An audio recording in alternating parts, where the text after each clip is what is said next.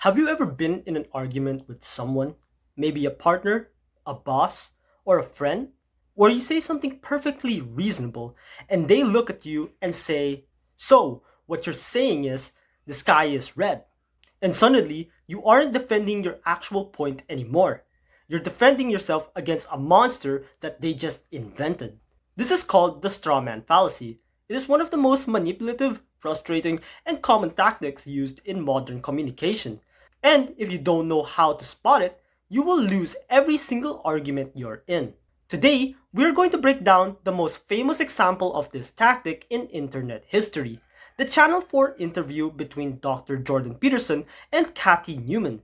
We are going to look at the exact moment she tries to trap him and the specific psychological tool he uses to dismantle the trap without ever raising his voice. Let's get into it. If you watch this interview closely, you'll notice a pattern. It's almost like a reflex. Peterson will make a complex, nuanced point about psychology or biology, and Newman will immediately respond with a praise that starts with, "So you're saying." In psychology, this can be a listening tool called mirroring. You repeat back what someone said to you to make sure you understood them. But Newman isn't mirroring, she's reframing. She is taking his nuanced argument and translating it into the worst possible interpretation. Watch how she does this with the new topic of the gender pay gap. Multivariate analysis of the pay gap indicate that it doesn't exist.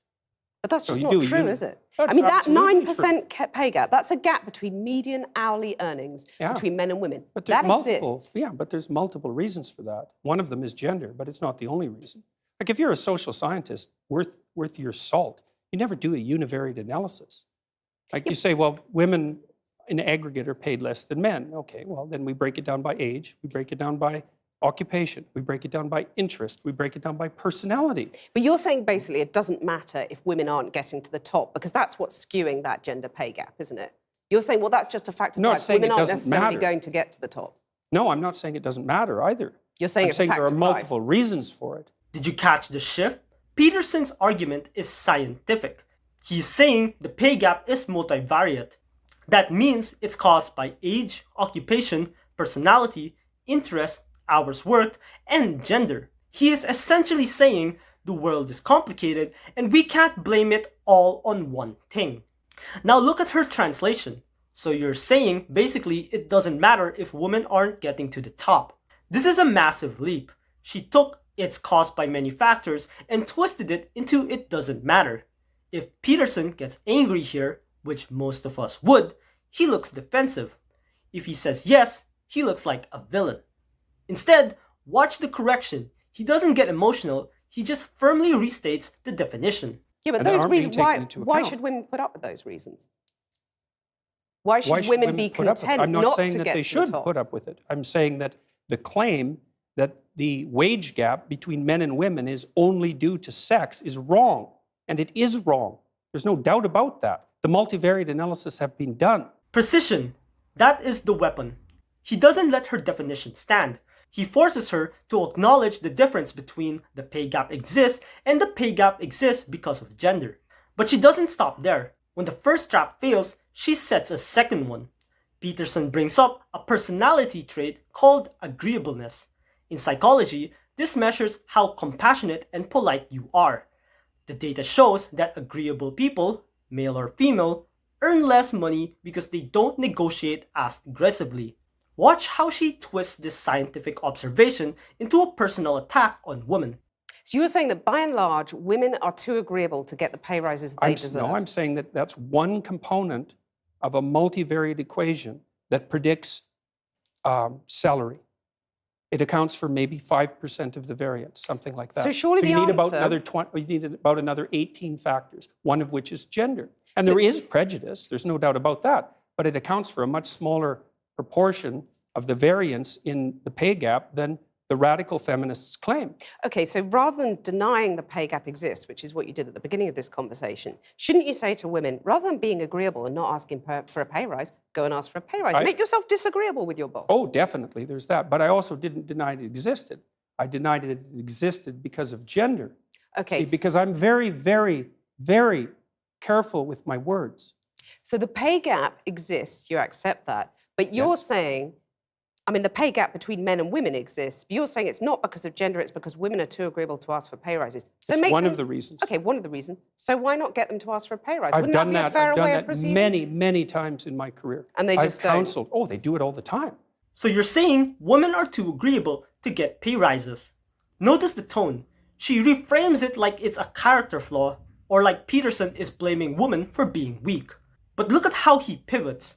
He validates her. He says, that's true. And then he immediately pivots to the solution, assertiveness training. This is brilliant because it proves he isn't trying to keep women down. He's actively working as a clinician to help them climb up.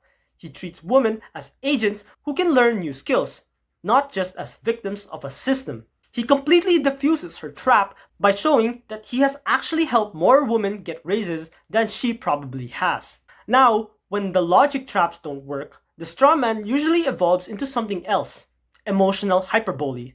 This is when the person you are arguing with abandons logic entirely and starts using extreme, childish exaggerations to make you look like a monster. In this next clip, Newman realizes she is losing the logical argument about equal outcomes, so she throws a Hail Mary pass.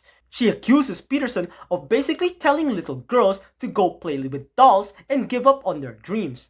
It is ridiculous, but watch how seriously she tries to sell it. I'm They're just listening very projecting carefully, what and they I'm think. hearing you basically saying women need to just accept they're never going to make it on equal terms, equal outcomes is how you defined it. No, I didn't If I say was that. a I young said that woman equal- watching that, I would go, well, I might as well just go and play with my Cindy dolls I and give didn't up say trying that. at school because I'm not going to get the top job I want because said there's that someone sitting there saying it's not possible I and it's said not that desirable, equal it's going to make outcomes you aren't miserable. desirable. That's what I said. It's a Yeah, bad it's not social desirable. goal. I didn't say that women shouldn't be striving for the top or anything like that, because I don't believe that for a second. Striving for the top, but you're going to put all those hurdles in their way, as has been in their way for centuries, and that's fine. You're saying that's fine. No, I really The think that's- patriarchal I system really is think just that's fine. silly. I do. I think that's silly. I really do. I mean, look at your situation. You're hardly unsuccessful. I might as well go and play with my Cindy dolls. This is the moment where she loses the audience. Why? Because she is no longer listening to the man in front of her. She is arguing with the ghost in her head. Peterson has just spent 15 minutes talking about competence, intelligence, and assertiveness, and she sums that up as go play with dolls. This is the danger of ideology. When you are so convinced that the other person is an oppressor, you stop hearing what they actually say. You only hear what you expect them to say. But notice Peterson's reaction. He actually laughs. He calls it silly. This is the key lesson. When someone throws a straw man that is this absurd, don't get mad. Laugh at it. Treating it as a serious argument only gives it validity. By calling it silly, he dismisses it without looking like a bully. And this all builds to the most famous moment of the interview, the gotcha moment. They shift to the topic of free speech. Newman is trying to argue that Peterson's refusal to use compelled speech is offensive. She asked him, why should your right to free speech trump a trans person's right not to be offended? She thinks she has him cornered. She thinks he has to say, because I don't care about their feelings. But he doesn't. He turns the table. He uses her own behavior in this interview to prove his point. Watch the masterwork. Why should that's your... what they said it was designed to do. Okay, you cited freedom of speech in that. Why should your right to freedom of speech trump a trans person's right not to be offended? Because in order to be able to think, you have to risk being offensive. I mean, look at the conversation we're having right now. You know, like you're certainly willing to risk offending me in the pursuit of truth. Why should you have the right to do that? It's been rather uncomfortable. Well, I'm very glad I put you on the spot.